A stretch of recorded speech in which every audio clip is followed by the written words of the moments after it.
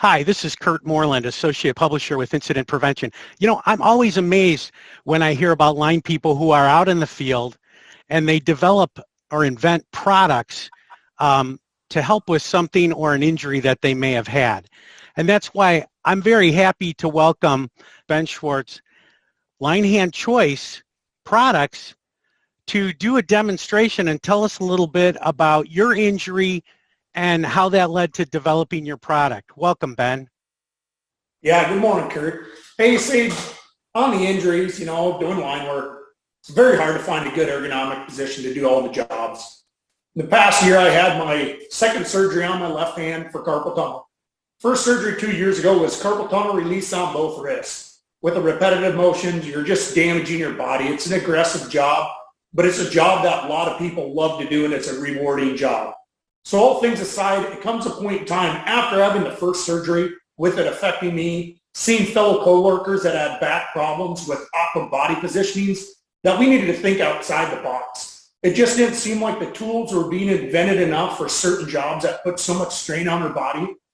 With upcoming tasks, we were cutting over one whole town from overhead to underground. So we said we need to find a tool that can make underground terminating easier, because we're always on our knees. We're always in the mud or on rock. We're bending over, leaning over the transformer to do terminations, that we decided to come up with a tool. The first tool we come up with was the cable hand. The cable hand works in conjunction with terminating underground wire. It mounts to any device you have, whether it be a transformer, a three-phase junction cabinet, switch gears, fuse switch cabinets, you name it, it's going to mount to it. We had some guys that said, I terminate up in the air, and I'd like to use it up in the air because it's so hard to control the wire up in the air when we're terminating risers in the air. Everyone does things differently. We said, well, this is not rated to work energized conductors. But if you're down on the mat and you wanted to try it, it's a safe tool to use, see if it works, but make sure we're not exposed to contact. So they put it on the lip of their bucket and said, this worked amazing. They actually took a video to show their company how much it helped them out while they were up in the air compared to fighting the job. The company seen the video with other demonstrations they had throughout the company. That company has now actually implemented this tool as one of their PPE tools that possibly might go across the company to each lineman in the trade to help them perform the task safer, more efficiently, and ergonomically correct the way we're supposed to do that. Ben, that sounds really interesting. So normally you would have to lean over, bend over down in the dirt, the wind's blowing, you've got some aerosol that you've sprayed on the cable, so that blows the dust on there. Now you've got a contaminated cable, and it's the actual bending over that hurts the back. And then what is the motion that hurts the wrist, the repetitive carpal tunnel? Okay, Kurt. So in our Line Hands Choice website, if you see that, you'll see that we did an ergonomic study on this tool and the limitations it has on the ergonomic strain on the body. So with the task of stripping the cord, they gave a poundage it takes to do that with the non-dominant hand that you're holding the cable and then stripping with one hand. So now with the use of the tool, the wire is clamped in the cable hand, you're using both hands to do the same task. So you've more than cut that strain on your body in half, let alone your non-dominant hand is your weak hand. And that's the hand that's always has that grip force, that grasp force, the static loading on your hand, your tennis elbow, on your shoulder, let alone leaning over in an awkward body position, because you can see from the front to the back right here, we're possibly 10 inches just to the lid, but now the wire's inside of that. So to work that, you're leaning over the whole time you're doing all this static loading. It's just terrible body posture to terminate. The benefit of this tool that I love the best is it allows me to get off my knees. Any company that wants to save their employees' knees and they do underground, this is a great tool, because what am I going to do? I'm going to stand alongside this. This platform right here is roughly 3 foot off the ground. So it gives you an idea where I would be with that transformer if I wasn't lifted on the platform. With that wire in here, when we terminate, I typically start peeling about right here. When I'm terminating, it's right here in my wheelhouse. No better spot. I'm standing alongside my transformer. Everything is right here where I can see it. With the availability of this tool, we can take the wire and put it right off to the side, so we're right here. The biggest benefit we've seen along with COVID, I'll get down where you can see me. The biggest benefit we've seen with COVID is, say we have two guys working on a transformer. We got both clamps mounted here, so the primary wires are out here. One guy's terminating here. The other guy's over there making up the ground loop and doing the secondaries. We're 5-6 foot apart now. So not only the ergonomic standpoint, but a better way of seeing what infection does to people and seeing how close quarters is. How can we make this job more conducive where we can work together, but we're not working on top of each other versus normally you'd be kneeling side by side right in front of this transformer touching people. So it's been a great tool. Yeah, and you actually have a friend who's a line person that bought the product themselves, whether the company was going to reimburse them or not, just so that they could save their back. Tell us a little bit about that. That's a pretty cool story. Yeah, so he's a friend that I went to high school with. Great football athlete. He did some college football, ended up having a back surgery, running back, linebacker, middle linebacker. So he used his body, but he's a tough kid, good old farm kid. So I actually sent this tool to him figuring if somebody was going to beat this tool up and say, dude, we're not that weak. We're strong guys. We got to just make this work. It's not above and beyond. We're strong guys. Where's the smart way to do the job? And if I'm struggling, everyone else is struggling. We know the problem's real when I feel it in my back and my shoulders, in my knees and my wrists. So I sent it up to my buddy and he demos a tool. He says, Ben, this tool is amazing. He says, I don't know if our company is going to take it. He was on the tool committee, took it to their safety team, let other guys demo it, and it became a fight between the guys of who was going to actually use the tool. Darwin said, I've had 2 back surgeries. You guys have tried the tool. I'm using it. Ben said we could demo it for a month. So he used it. Well, he took it into his own hands, not sure the company was going to buy the tool. He wanted to make sure he had a tool. So he purchased a tool. So he had a tool. And he figured if the company paid him back, that was fine. He was done having to strain on his back as he had a big underground job coming up. Ben, it's really exciting that you're revealing this product to incident prevention. We're one of the first people to break this news, which is fantastic. We love it. And you're talking to the right people who are safety managers who are in charge of the safety of their line crews. And then the icing on the cake is you also had mentioned to me that it also allows workers to work more efficiently from a T&D standpoint. They can do the work quicker. Tell us a little bit about that. In the midst of my terminating underground, we had the ergonomic study come out and do a review of how long it took us to terminate an elbow on a single-phase transformer without the use of the tool. We went, did the job, broke it down, put all the tools back, started back up fresh with the cable hand. We did 1 elbow, so we didn't get a chance to get fresh with this, do it 5 or 6 times, get comfortable, like I've done 20 years without the tool. And it saved us 3 minutes per termination the first time we tried it. The best part about it is I'd contacted a buddy that bigger REC up in northern Minnesota that had taken this tool on. And he says, Ben, I seen your video and your video is amazing on your website. He said, however, you guys are falsifying information. I had a big knot in my throat. I'm like, falsifying information, everything's legit. It's right. It's proven. We had safety there. We had ergonomics there. Everybody's seen it. And he says, it says you save 3 minutes per termination, and we save way more than 3 minutes per termination. I said, I appreciate that, Josh. But I said, to be honest, on our first demo, they timed us, and that's what the timing was on the ergonomic study. We're not here to falsify anything. We're not here to blow this out of the water and say it'll do things it won't. Everything I'm telling you it will do, I have used it 1 full year before we rolled it out on our crew, 2 traveling crews.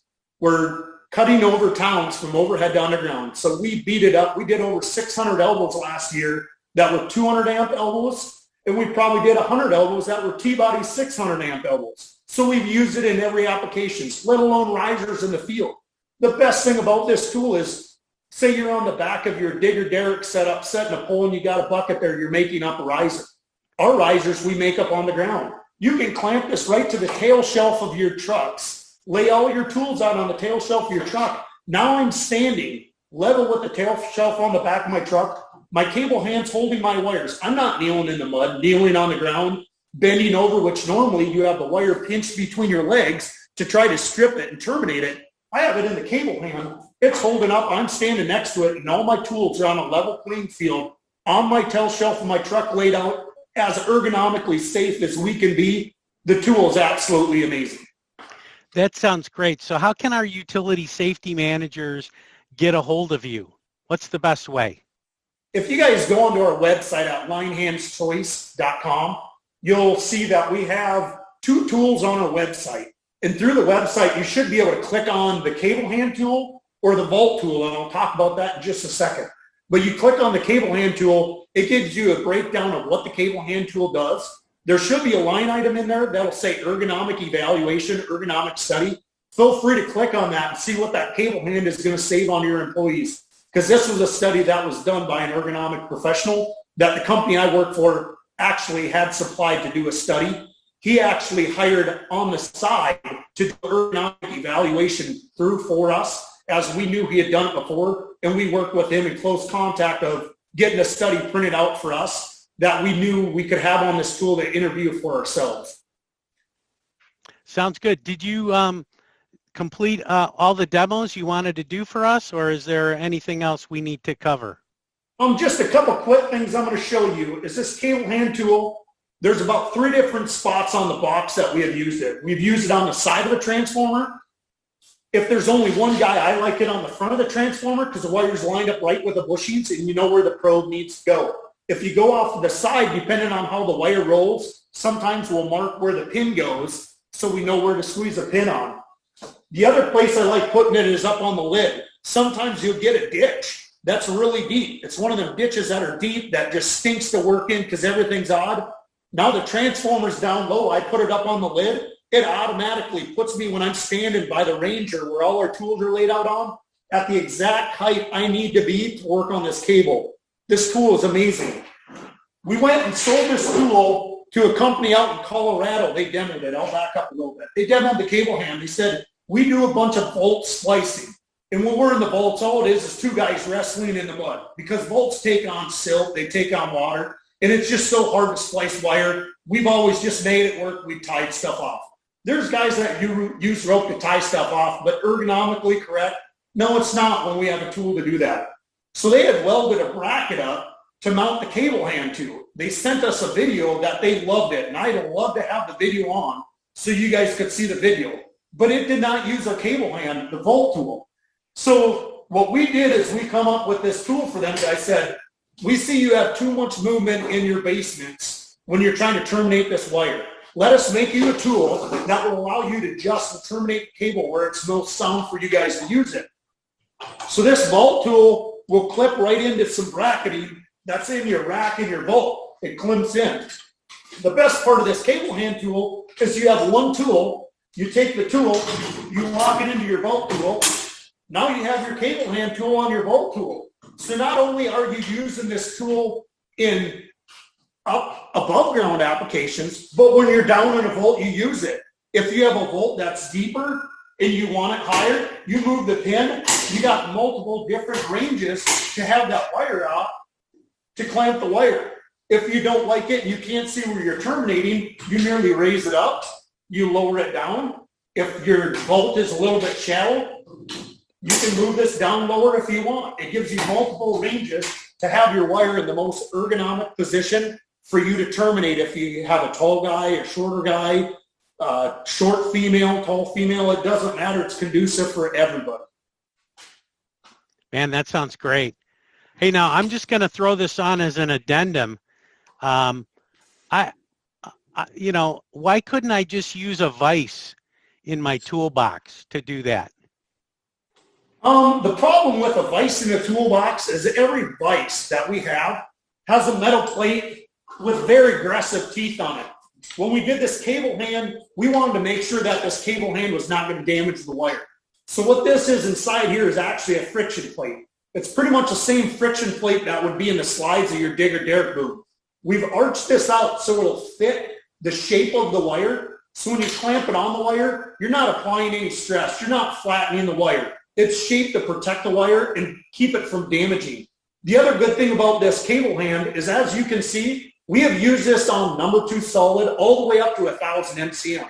Some guys were terminating risers in the sub and says, it's 1,000 MCM. Take this, demo it out, see if it works. It blew their mind that they could get the wire in there, and it held that at the height they wanted to do the terminators so they could raise them up to their wrap.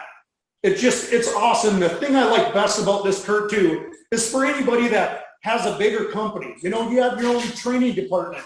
I mean, look at this. You come up to a workbench, the kid needs the demo, put that thing right on your workbench. You got a table, it doesn't matter what you have. Put it right on the table, and it allows your students to train more efficiently and ergonomically, because now they're seeing that when they terminate underground cable, it's all about the proper tools to keep the job safe.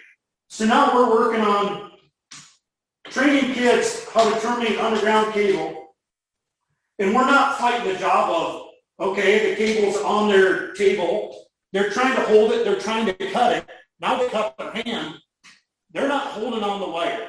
The wire's held by itself. Perfect training atmosphere. So not only in the field, but it allows you to demo this thing of, you have a rain day. You have apprentices on the crew that need to train. Clamp it onto the workbench. Now you got your cable hand right there. I mean, there's so many different purposes you can use this tool.